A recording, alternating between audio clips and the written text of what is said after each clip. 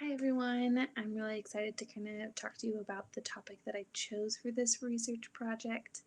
I chose the topic of researching literature circles within the elementary classroom. My experience with literature circles is limited. I have never conducted or taught or used this technique before, but I have read about it in undergrad classes and kind of assumed that it was mainly for middle school and high school students. But I have read a lot about the benefits of using literature circles, and I was really excited about possibly using those in my classroom, but just wasn't sure if that was a practical thing for fourth graders or for younger classes.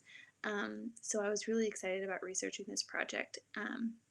So that's a little bit why I chose this topic. And then some of the articles that I used talk about some of the benefits of using literature circles within the elementary classroom or the younger grade levels. It talks about how, from a young age, students need to be practicing and growing their social skills, and how literature circles is an awesome way to do that. And there's this huge correlation between social skills and academic achievement. And so when students are able to articulate their thoughts and their ideas, pose questions, um, analyze text, make connections from the text to their world and themselves and other books, and being able to actively listen to their peers, those are skills that take they'll take for the rest of their life, and how important those skills are, and how cool it is that they get to do that over a book.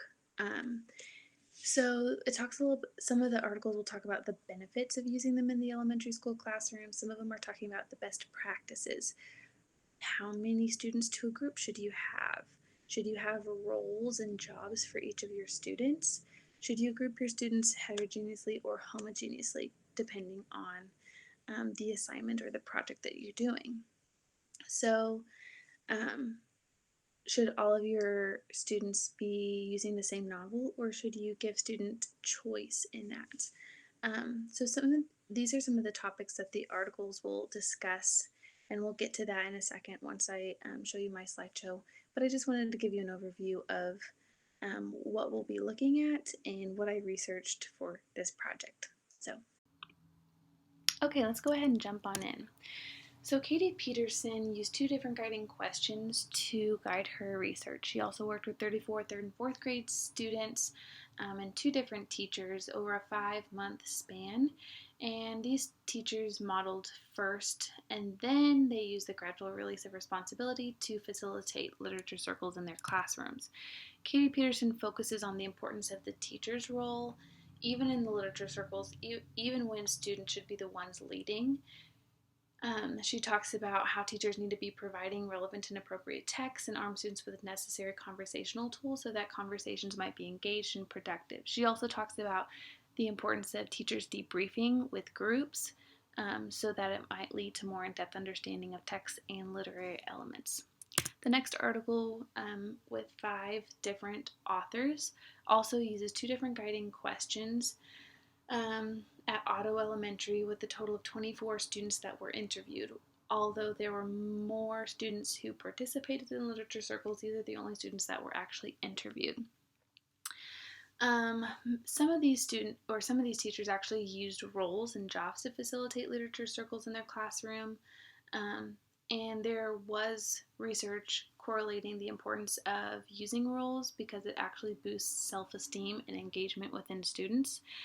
In the first grade level of teachers, they actually modeled what an effective literature circle looked like for a total of 6 weeks.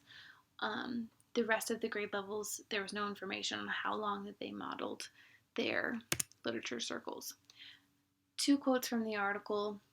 This is a quote from a student talking about how much she enjoyed literature circles, and that this was the best part of language arts for her.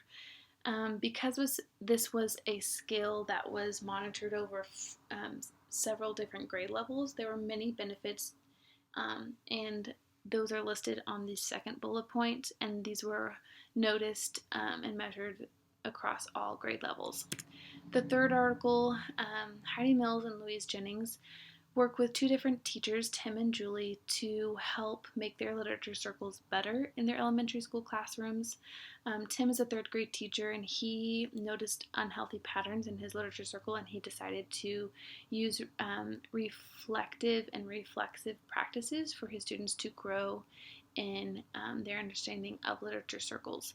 Julie, on the other hand, used audio recordings. Both worked really, really well, and this was done several months um, before starting literature circles back up in their classrooms. There were 6 different implications and strategies that Tim and Julie came up with due to their reflective and reflexive practices with their students, that you can go ahead and pause if you want to and look at those. The next article, Trisha Long and Mary Gove created some criteria for students and what they were looking for in a critical response.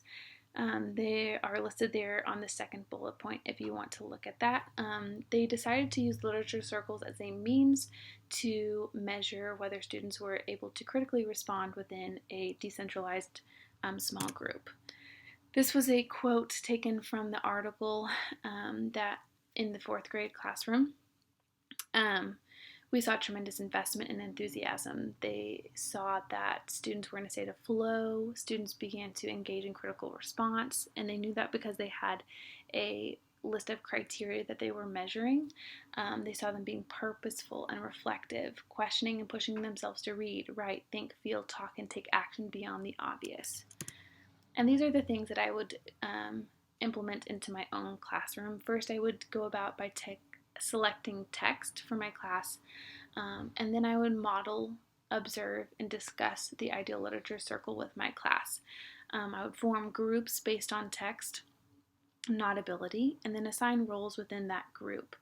Then we would practice. We would have a time period of just practicing and then reflecting on our ability in those literature circles, and there would be a time of written response and also debriefing with the teacher, like some of the articles had discussed. So, and I hope you enjoy reading my paper. Thanks for listening.